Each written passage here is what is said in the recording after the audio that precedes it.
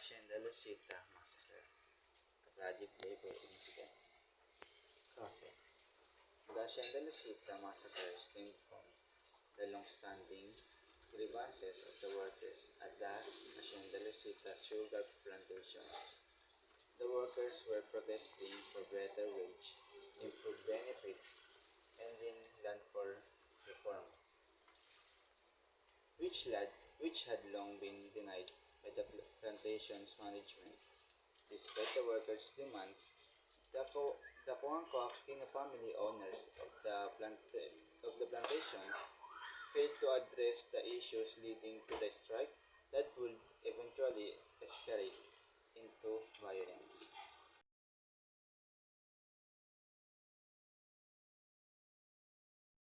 Key events.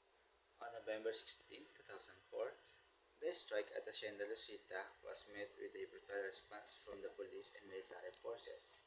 The authorities forcibly dispersed the workers, resulting in a massacre. Seven workers, including two children, lost their lives, and more than 100 others were injured. The workers had been fighting not only for fair wage and benefits, but also for the implementation of land reform, which had been a long-standing issue at the plantation.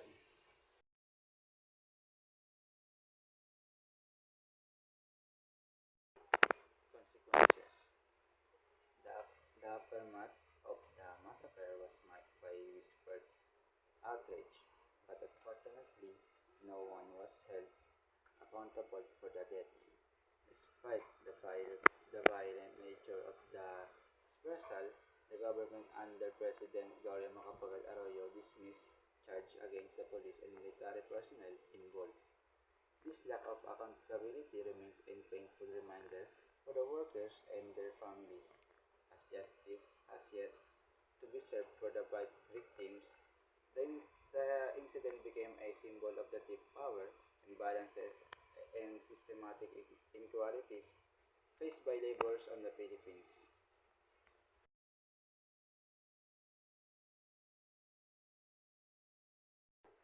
Conclusion.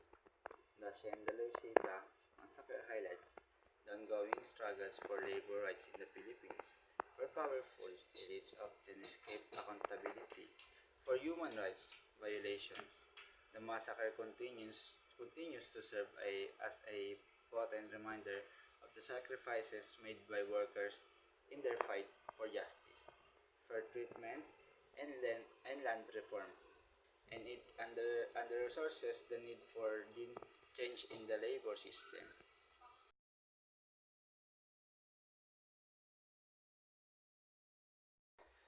J. Tadeus Fernandez, a fallen labor leader. Circumstances surrounding his death. Jude Tadeus Fernandez was killed by the Philippine police in his home in September 2023.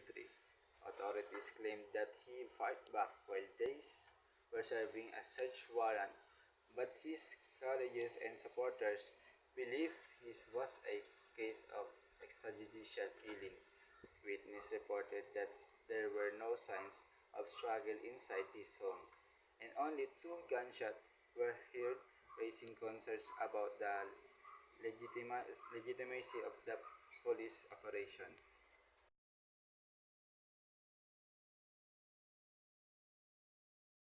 Contribution to the labor movement.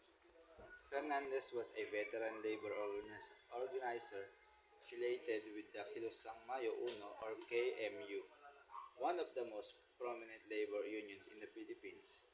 He began his activism during the Marcos Sr. dic- dictatorship, advocating for workers' rights and welfare amid government repression. He was instrumental in uniting workers in Laguna and forming a broader alliance of labor groups in the southern Tagalog region. His efforts strengthened labor movements in the area, helping workers demand better wage and working conditions.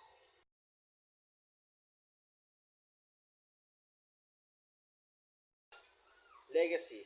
Fernandez which spread protests and condemnation from various labor and human rights organizations. He is remembered as a martyr who dedicated his life to the fight for workers' rights and social justice. His sacrifice continues to inspire labor activities and leaders in the Philippines to push for systemic change and accountability in the treatment of workers.